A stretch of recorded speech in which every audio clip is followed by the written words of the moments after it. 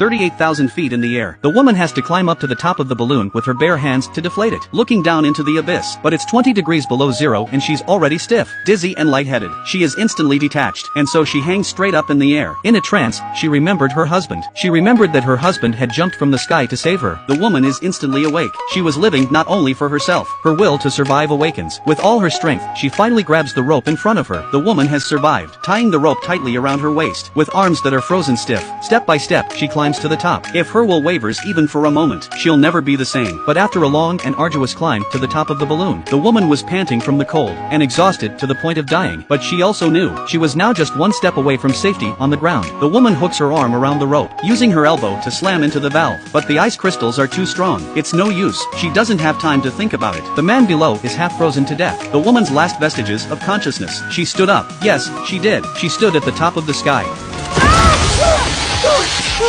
The woman gives a few more sharp kicks, preventing the valve from being blocked again. She uses a knife to cut open her leather boot to jam the valve. Having done all this, finally unable to hold on any longer, she collapses into a faint. As the balloon descends little by little, the temperature rises slowly. The ice crystals melt. The women slowly begin to slide down too.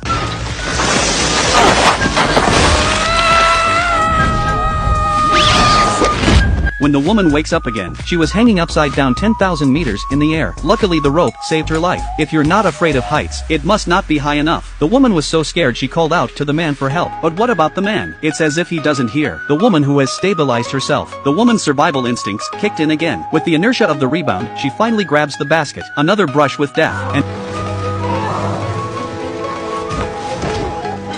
before she can rest, she crawls towards the man again. She called out to the man in the corner for a long time. It took a long time to wake him up from the dead, but the man's first concern was scientific data, until she caught a glimpse of the woman's frozen hand. It was only when she saw the woman's frozen hands that she realized it was all a woman's work. What had this brave woman done? He really couldn't imagine. The man thanked her to warm and disinfect her with wine. Who knew it would get worse? Cool hands. The man picks up the snow in a jar, as if trying to hold the world every time they traveled. But were they really safe?